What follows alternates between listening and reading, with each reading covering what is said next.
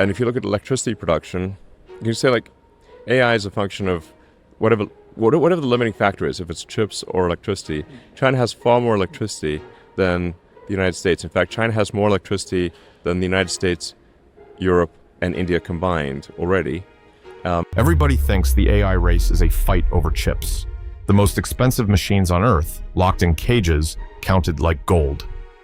In July, Elon Musk sat down for 85 minutes and said that is the wrong thing to watch.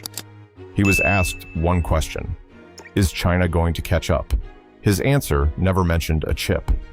China already makes more electricity than the United States, Europe, and India put together, and he thinks it is heading to 4 times what America makes. Because a data center without power is a warehouse. This is the part of that interview almost nobody clipped.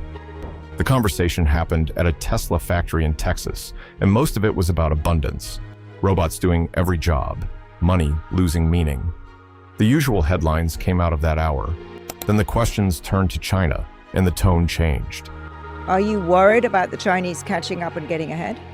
Given that the Chinese AI companies are doing as well as they are with a relatively small amount of compute, it seems though as that if they had a lot of compute, there's a good chance that they would be the leaders. Listen to what that sentence assumes. Not if they hire better people, if they get more machines. Because on talent, he thinks the argument is already over. Last month, a Beijing lab called Moonshot shipped a model named Kimi K3. 2.8 trillion parameters, open weights. Anybody on Earth can download it. Independent testing put it fourth in the world. Only 2 American models scored above it. Musk was asked about it directly, and he did not hedge. Moonshot trained it on a $500 million round. American labs raised that in an afternoon. So if the models are close, what actually decides this? Musk reduces the whole race to 2 inputs. Outside China, the wall is power. The rate at which AI chips are being made exceeds the rate at which new electricity is coming online. The chips exist. The sockets to plug them into do not.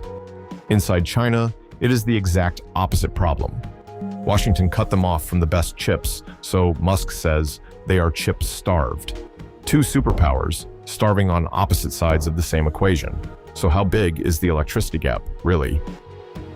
Last year, China generated about 10,500 terawatt-hours. The United States generated 4,500. Add the European Union, add India, you still do not reach China. Musk was not exaggerating for effect. The claim checks out to the terawatt. This is what that looks like on a map, and the gap is not closing, it is opening. In a single year, China added around 540 gigawatts of new capacity. The number for the United States is not in the same category, and these are not numbers I went looking for to make a point. OpenAI put them in writing in a submission to the White House. 429 gigawatts for China, 51 for America. OpenAI gave it a name: the electron gap.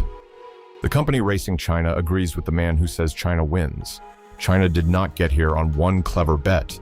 It built everything at once. It became the first country ever to pass 1,000 gigawatts of solar. In 6 months, it installed more solar than most countries own in total. 28 nuclear reactors are under construction right now.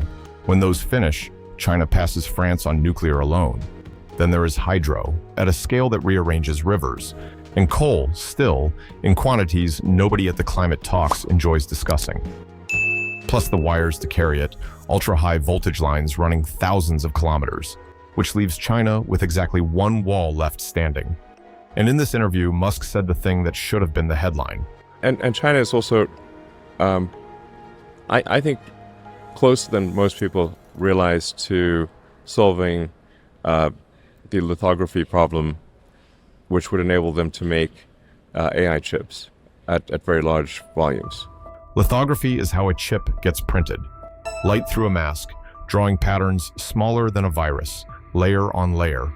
At the top end, the machines that do this come from one company in one country.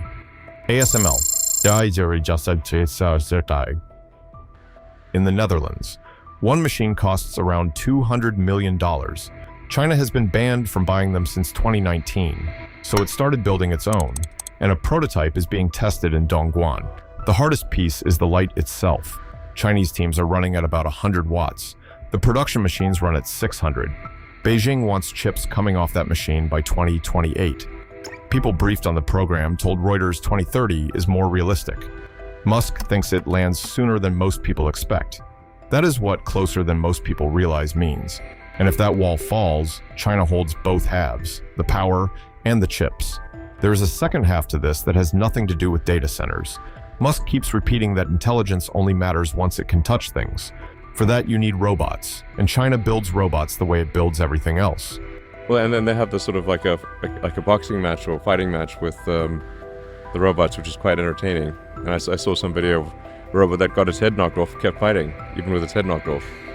It looked pretty funny, but I mean, in fact, I think the robot battles are going to be quite entertaining to watch. He is laughing. The point underneath is not funny. Whoever mass produces the bodies is the one who turns software into an economy.